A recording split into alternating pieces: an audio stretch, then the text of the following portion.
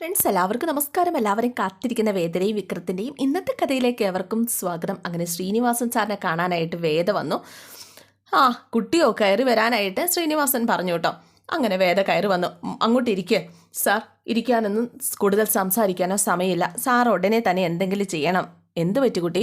അപ്പം നടന്ന കാര്യങ്ങൾ പറയാണ്. അറസ്റ്റും മോഷണക്കാരിയും ഒക്കെ ഇങ്ങനെ പറയുക. ചിദംബരനാഥ് ക്ഷേത്രത്തിലെ നേർച്ചപ്പെട്ടി മോഷ്ടിച്ചു എന്ന്. കുട്ടി എന്തൊക്കെ ഈ പറയുന്നത്? വിക്രം മോഷ്ടിക്കേ? അതെ, വിക്രമിനെ അറിയാവുന്ന ആരും പറയില്ല മോഷ്ടിച്ചു എന്ന്. സാറിൻ്റെ കൂടെ നടന്ന് വിക്രം ഒരുപാട് തല്ലുകേസ് ഉണ്ടാക്കിയിട്ടുണ്ട്. പക്ഷേ ഇതുവരെ മോഷണം ആരോപിക്കപ്പെട്ടിട്ടില്ല. കുട്ടി കാര്യങ്ങൾ തെളിച്ചു പറ. എന്നിട്ട് നടന്ന കാര്യങ്ങളൊക്കെ ഇങ്ങനെ പറയാണ്.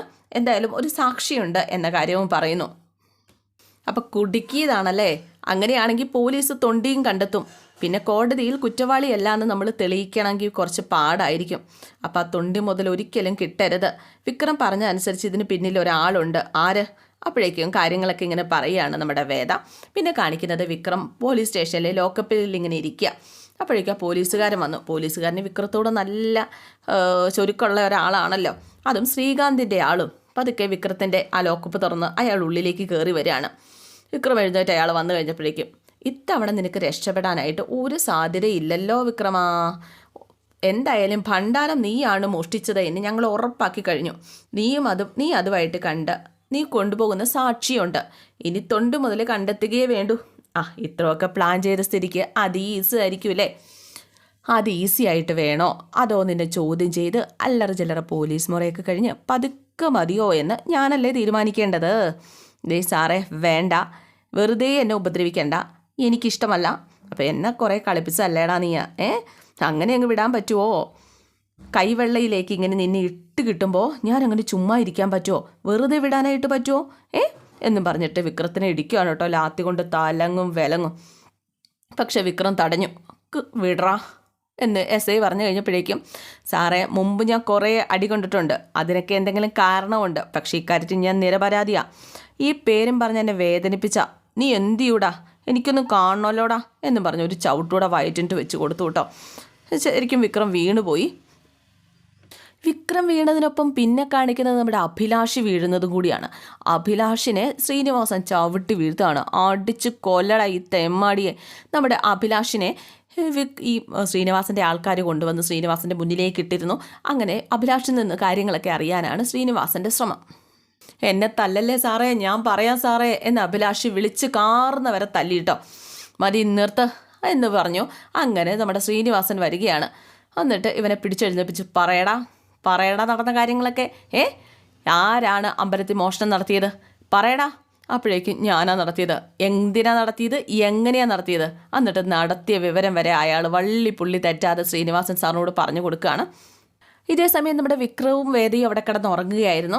അങ്ങനെ രായ്ക്ക് രാമാനും നമ്മുടെ അഭിലാഷ് കട്ടുകൊണ്ട് പോയി. ആര് പറഞ്ഞിട്ടാടാ കാക്കുന്നത്? ആരും പറഞ്ഞിട്ടല്ല.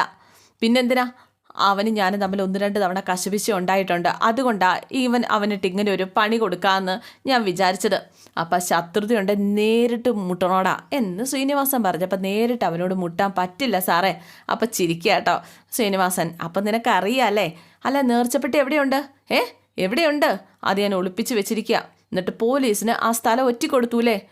അതെ സാർ, അതെ. അയ്യോ, ഇനി സ്ഥലം സാറേ, ഞാൻ സ്ഥലം കാണിച്ചു തരാം എന്നൊക്കെ ഇങ്ങനെ പറയാണ്. എന്തായാലും നമ്മുടെ എസ് ഐ കോൺസ്റ്റബിളിനെ വിളിക്കുകയാണ് കേട്ടോ. അവനെ പുറത്തേക്ക് ഇറക്ക്, നമുക്ക് തൊണ്ട് മുതലെടുക്കാൻ പോകണം.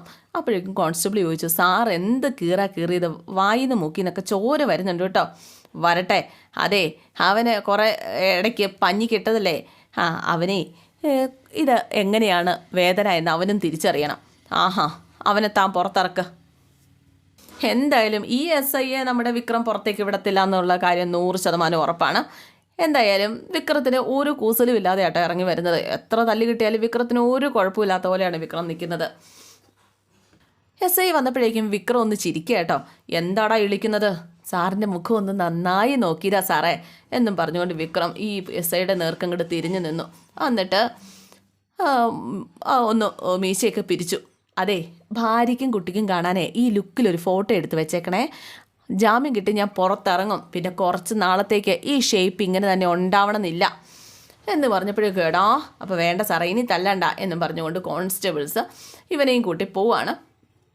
ചുണ്ടിൽ പറ്റിയിരിക്കുന്ന ചോര നമ്മുടെ വിക്രം ഈ SIയെ നോക്കി ഇങ്ങനെ തുടയ്ക്കുകയാണ്. അപ്പോഴേക്കും നമ്മുടെ SIക്ക് നല്ല പേടിയാവുന്നുണ്ട് കേട്ടോ. കാരണം ഇവൻ എന്തെങ്കിലും ചെയ്യുമോ എന്നുള്ള പേടി നമ്മുടെ SIക്ക് ഉണ്ട്. ഇവൻ പുറത്ത് ഇറങ്ങാതിരിക്കുക എന്നതാണ് ഇനി എല്ലാവരുടെയും ഉദ്ദേശം. എന്തായാലും തൊണ്ടി മുതൽ കണ്ടെടുക്കാനായിട്ട് പോലീസ് വിക്രത്തിനെയും കൊണ്ട് വരുന്നുണ്ട് എന്നറിഞ്ഞിട്ട് നാട്ടുകാരൊക്കെ കൂടിയിട്ടുണ്ട്. നാട്ടുകാരൊക്കെ വയലൻ്റായിട്ട് ഇങ്ങനെ നിൽക്കുക. SI വിക്രത്തിനോട് പറഞ്ഞു തൊണ്ടി മുതൽ എവിടെയാണെന്ന് പറഞ്ഞോണം. നാട്ടുകാരൊക്കെ വയലൻ്റായിട്ട് നിൽക്കുകയാണ്. ശ്രീനിവാസൻ്റെ ഗുണ്ടയാണെന്നൊന്നും ആരും നോക്കില്ല. ഏത് ഗുണ്ടയാണേലും നാട്ടുകാരുടെ കൈ കിട്ടിയിട്ടുണ്ടെങ്കിൽ തവിട്ട് പൊടിയാകും. അതിന് സാറ് പറയുന്നത് ഞാൻ കേൾക്കണോ? സാറ് ചെയ്യാൻ പോകുന്നത് എന്താണെന്നൊക്കെ എനിക്ക് മനസ്സിലായി. ഭണ്ഡാരം എടുത്തവരെ അതെവിടെയാണ് ഒളിപ്പിച്ച് വെച്ചേക്കണത് എന്ന് സാറിനെ അറിയിച്ചിട്ടുണ്ട്. സാറ് ഞാനും ചേർന്ന് അത് അവിടെ നിന്ന് പൊക്കിയെടുക്കും. എന്നിട്ട് തൊണ്ടി സഹിതം കള്ളനെ പൊക്കിയെന്നും പറഞ്ഞ് സാറ് നെഞ്ചു വിരിച്ചങ്ങ് നിൽക്കും. സ്ക്രിപ്റ്റ് കൊള്ളാലോ സാറേ, നീ കൂടുതൽ ഡയലോഗ് അടിക്കാതടാ, വാടാ എന്നും പറഞ്ഞുകൊണ്ട് കാട്ടിലേക്ക് കൂട്ടിക്കൊണ്ട് പോവാ ഇവനെ. കാട്ടിലേക്കല്ല, ഒരു ചെറിയ പറമ്പിലേക്ക്. എടുക്കടാ. ഞാൻ എവിടെ നിന്ന് എടുക്കാനാ സാർ? വേഷം കെട്ട് കളിക്കരുത്. നീ ഒളിപ്പിച്ച് വെച്ച് നേർട്ടിച്ചപ്പെട്ട് നീ എടുക്കാനാ പറഞ്ഞത്. ഞാൻ ഒളിപ്പിച്ചോ? സ്ഥലം കൃത്യമായിട്ട് സാറിന് അറിയാമെങ്കിൽ സാറ് തന്നെ അങ്ങ് ചെന്ന് എടുത്താൽ പോരെ.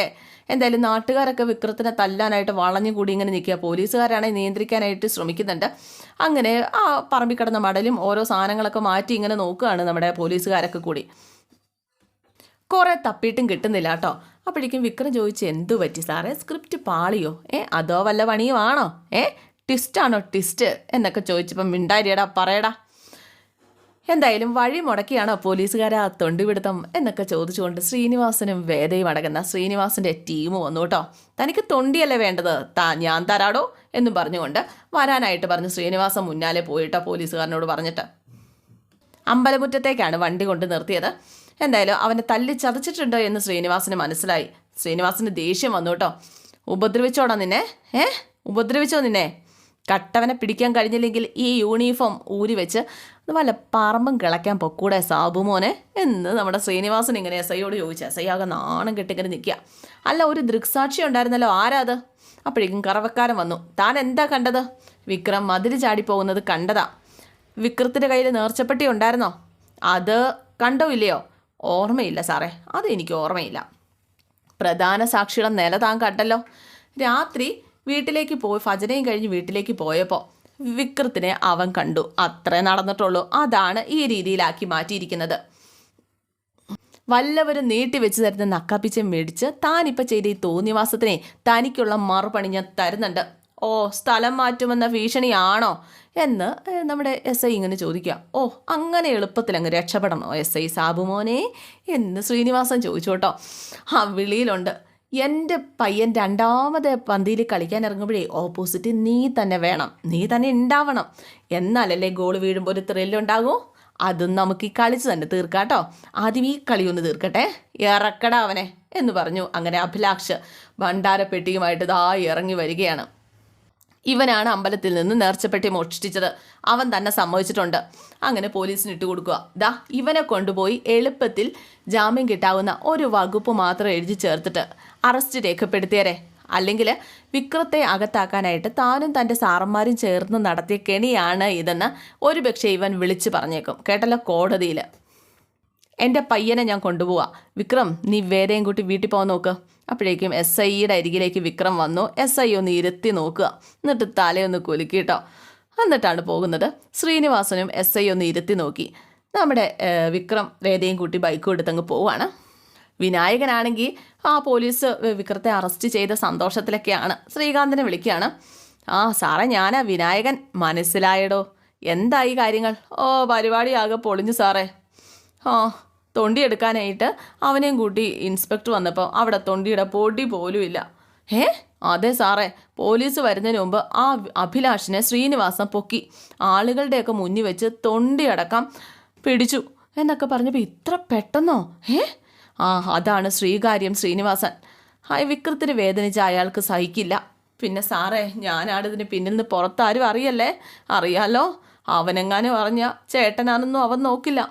എടാ, എൻ്റെ പേര് താൻ എവിടെയെങ്കിലും പറഞ്ഞിട്ടുണ്ടോ? അപ്പോൾ അഭിലാഷിനെ അറിയാം സാറും സാറിൻ്റെ അച്ഛനുമാണ് ഇതിന് പുറകിൽ നിന്ന്. താൻ എന്തിനാണോ അത് പറയാൻ പോയത്? സാറേ ഗുണമുള്ള കേസാന്ന് പറയുമ്പോൾ വിശ്വസിക്കാനായിട്ട് ഗുണമുള്ള ആൾക്കാർ കാശ് മുടക്കാൻ പുറകിലുണ്ടെന്ന് അറിയണ്ടേ? എന്നാലും ഇത് പുറത്തറിഞ്ഞ ഇങ്ങനൊരു കേസായി പോയില്ലേ? ഈ ജില്ലാ ജഡ്ജ് പറഞ്ഞിട്ട് ഭണ്ഡാരം മോഷ്ടിച്ചു എന്നൊക്കെ പറഞ്ഞ് അതോടെ തീർന്നില്ലേടാ എല്ലാം. സാറേ തൽക്കാലം ജഡ്ജ് സാർ ഇതറിയണ്ട, ഇക്കാര്യം പുറത്ത് വരാതെ ഞാൻ നോക്കിക്കോളാം. അപ്പം തന്നെ വിശ്വസിക്കാമല്ലോ അല്ലേ? ആ വിശ്വസിക്കാം. പക്ഷേ കാര്യമുണ്ട്, അഭിലാഷിനെ ആദ്യം ജാമ്യത്തിലിറക്കണം. പിന്നെ അവനും എസ് ഐക്കും കുറച്ച് പൈസ കൊടുത്ത് നമുക്ക് സെറ്റിൽ ചെയ്യണം.